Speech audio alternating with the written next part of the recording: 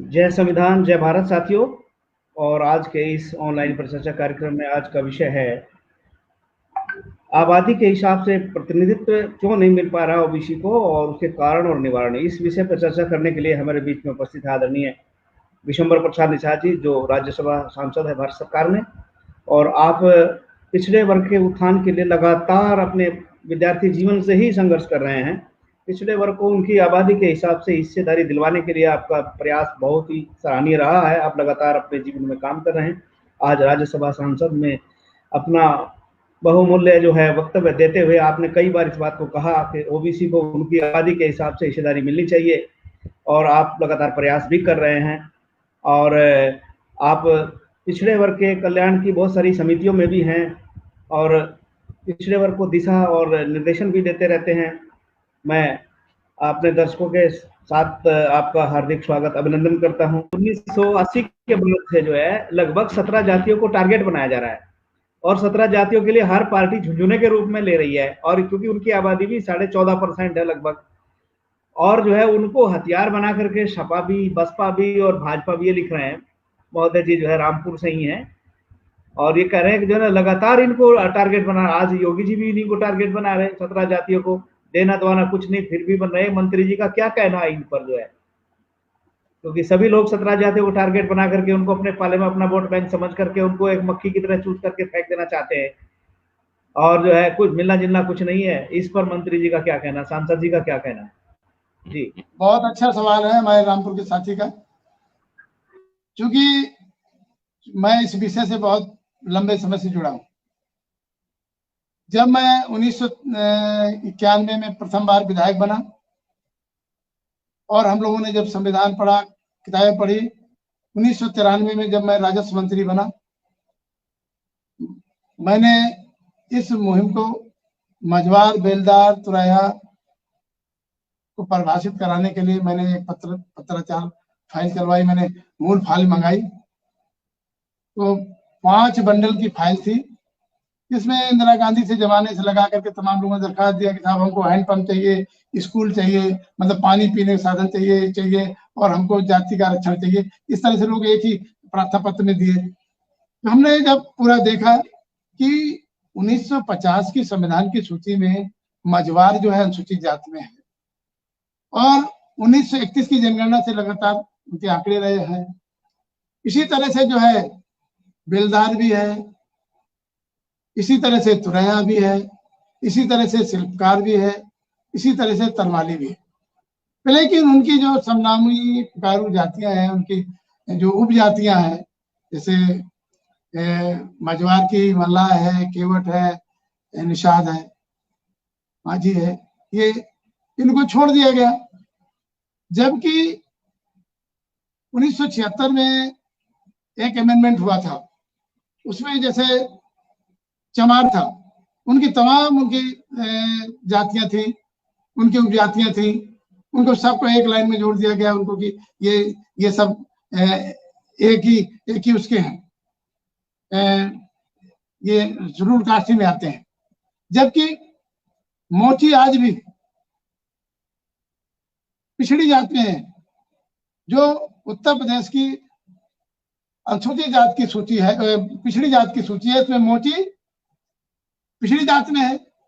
लेकिन जब मोची सर्टिफिकेट बनवाने जाता है, तो चाहे जो भी तहसीलदार या कलेक्टर हो, उसको मोची का नहीं जाटों का सर्टिफिकेट देता है, चमार का सर्टिफिकेट देता है। तो वही तो हमारा सवाल है कि हमको भी मझवार का सर्टिफिकेट दिया जाए, उनको परिभाषित कर दिया जाए।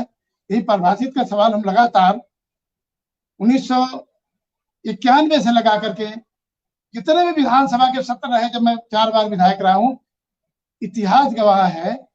माननीय मुलायम सिंह यादव जी, हमारे साथ में किरण पाल कश्यप जी, शंकरलाल माझी जी, सीताराम निषाद जी, चौधरी लालता प्रसाद जी, हमारे जितने भी साथी, हमारे प्रजापति समाज के साथी, हमारे राजभक्त समाज के साथी, सब लोगों ने मिलकर के हम लोगों ने लगातार आवाज उठाई। और 2005 में 10 अक्टूबर 2005 को, 19 फरवरी 2004 को हम लोगों ने एक जियो जारी करा दिया उत्तर प्रदेश सरकार से, और 10 अक्टूबर 2005 को शासनादेश जारी हो गए और अनुसूचित जाति सर्टिफिकेट बनने लगे। ये काम हुआ हम लोगों के प्रयास से। लेकिन जो एक भीमराव अम्बेडकर समिति है और बसपा के कुछ हमारे समाज के, एक प्रजापत समाज के, एक बिंद समाज का, हम नाम नहीं लेंगे कौन था, आप समझ जाएंगे, पता लगा लेंगे, लोग जानते हैं। ये 3 लोग जो है चले गए और उन्होंने कहा कि हमको आरक्षण की कोई जरूरत नहीं है। और एक बीएसपी के जो आज बड़े बड़े लीडर हैं, वो उस समय अधिवक्ता थे, उन्होंने खट से इष्ट करा दिया। मैं ये पूछना चाहता हूँ अपने दर्शक साथियों से कि आज देश आजाद होने के बाद जितनी भी विधानसभाएं हुई, जितनी सरकारें हुई, किस पार्टी ने विधानसभा में आपके लिए कानून पास किया? सड़क से लगाकर संसद तक किसने बोला? किसने कानून बनाया? किसने वहां सवाल किया? अगर मैं पूरा एनालिसिस करता हूं तो समाजवादी पार्टी का लेख मिलेगा, चाहे मुलायम सिंह यादव ने किया हो, चाहे अखिलेश यादव ने किया हो, संसद भेजने का काम किया हो। इसके अलावा ना तो कांग्रेस पार्टी ने किया है, ना बसपा ने किया है। बसपा ने बल्कि जितनी भी संस्तुतियां माननीय मुलायम सिंह यादव जी ने भेजी थी, उनको वापस कराने का काम किया। और एक प्रधानमंत्री को चिट्ठी लिखी थी कि इनको क्यों पत्र व्यवहार किया था कि इनको संख्या के आधार पर इनको इनका आरक्षण मिलना चाहिए, लेकिन इनकी संख्या बढ़ा दी जाए, मतलब इनको 27% में ही काट दिया जाए, इनको अनुसूचित जाति का कोटा बढ़ा दिया जाए। ये पत्र लिखा था। न तो आज तक बीजेपी ने एक पत्र लिखा, न विधानसभा में कोई कानून लाए। जबकि जब विशंबर प्रसाद निषाद पार्लियामेंट के अंदर ये विधेयक लाते हैं और माननीय गृह मंत्री अमित शाह जी से प्रश्न करते हैं कि जब आप भदोही मिर्जापुर जाते हैं, बिंद समाज के यहाँ जाते हैं चुनाव के पहले, तो कहते हैं हमने दलित समाज के घर में भोजन किया है, तो पूरा बिंद समाज का, निषाद केवट समाज का वोट ले जाते हैं। और जब बिंद समाज का बेटा विशंबर निषाद पार्लियामेंट में जो है परिभाषित करने के लिए मामला उठाता है कि बेलदारी बिंद है, मजवारी मल्लाह केवट निषाद है, तो आप कहते हैं नहीं ये तो भाई बैकवर्ड के लोग हैं, ये नहीं हो सकता है, आरजीआई ने आपत्ति लगा दी है। अरे भाई, सवर्ण को आपने बिना मांगे 10% का ईडब्ल्यूएस का आरक्षण दे दिया, उनका जो है गरीबी रेखा 8 लाख कर दी।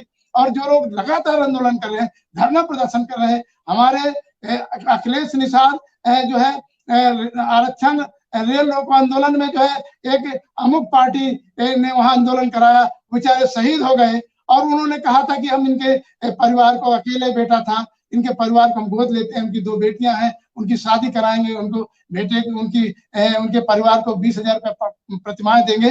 लेकिन वो पार्टी आंदोलन पहले एक सामाजिक संगठन था, पार्टी बनाने के बाद वहां से मुकर गए। उनको बेचारे दिलीप नगर इटावा के हमारे जो है उनको उनके अखिलेश के माता पिता को छोड़ दिया, उनको बेसहारा छोड़ दिया। इसी तरह गाजीपुर में जब एक माननीय प्रधानमंत्री जी की रैली होती है तो एक अमुक पार्टी द्वारा जो है उन पर पथराव करा दिया जाता है, घेराव करा दिया जाता है, वहां भी एक सिपाही मर जाता है, वहां भी एक हमारे हरिनाथ बिंद की हत्या हो जाती है, जेल जाता है, जेल से गोली लग जाती है, हत्या हो जाती है, मर जाता है, आरक्षण में शहीद हो जाता है, तो उनको भी छोड़ दिया। आज भी लोग बंद हैं। आज गाजीपुर से आप माननीय प्रोफेसर साहब आप हैं, वहाँ कितने लोगों ने आसपास के 50 गांव के लोगों ने कितना सफर किया, कितनी माताओं बहनों ने यातनाएं झेली, गांव से भी लोग नहीं निकल पा रहे थे, पीएससी किस तरह लगाई गई।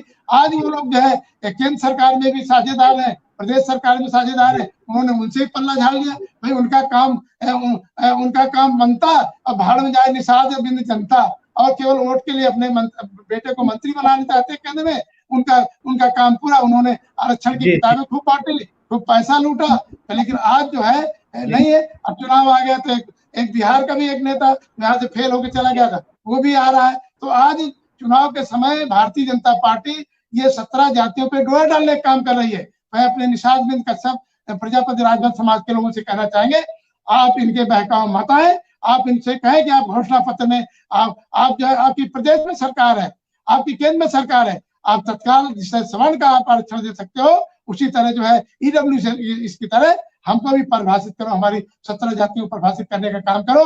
नहीं, हमारा ये 17 जाति के लोग इनकी जमानत जब्त कराएंगे और इनकी जमानत जब्त कराकर अखिलेश यादव की सरकार बनाने का काम करेंगे। ये सवाल है।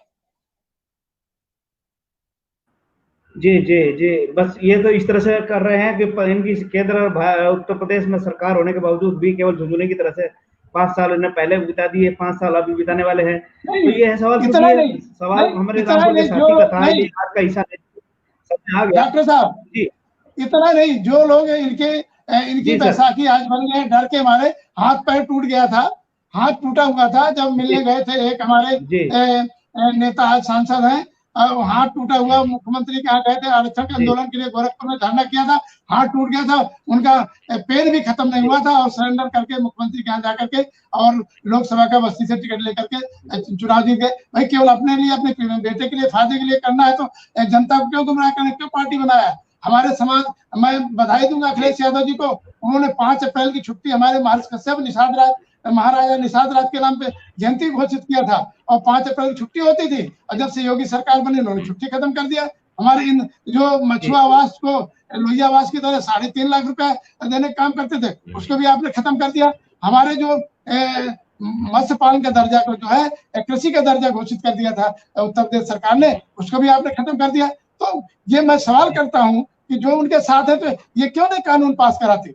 इनको कानून पास कराना चाहिए। जब समाजवादी पार्टी की उत्तर प्रदेश सरकार आएगी, हम ये फिर से अपने 5 अप्रैल की छुट्टी बहाल कराएंगे, और जो अपने मत्स्य पालन का दर्जा, कृषि का दर्जा भी दिलाएंगे, और ये आरक्षण की लड़ाई लगातार जारी रहेगी जब तक हमें मझवार बेलदार तुरैया शिल्पकार और तरमाली को परिभाषित नहीं करा लेंगे 17 जातियों को, तब तक हम लोग चैन से नहीं बैठेंगे। हम लोगों ने 7 जून को कई हजार ज्ञापन जो है माननीय गांव-गांव से जो है माननीय प्रधान राष्ट्रपति जी को देने काम किया। तो आज जो है कुंभकर्णी नींद जो है केंद्र सरकार की खुली है, और उनकी आईबी और उनके जितने इंटेलिजेंस के लोग हैं उन्होंने कहा कि भाई एक दिन में जो है हजारों ज्ञापन आ गए, इसका मतलब गांव-गांव के लोग जग गए। अब गांव के लोग कहते हैं कि हमारा आरक्षण नहीं तो वोट नहीं, हमारा परिभाषित करने का आरक्षण नहीं तो वोट नहीं। अब चाहे जितना पैसा बांटो, चाहे वीआईपी पार्टी का लाओ, चाहे जो जिस जात के नाम पे पार्टी बनाओ, तो अब लोग किसी के इन जो है इनके ठग और महाठग के बहकावे में आने वाले नहीं। अब सीधे जनता सवाल करेगी। Thank you sir, thank you sir.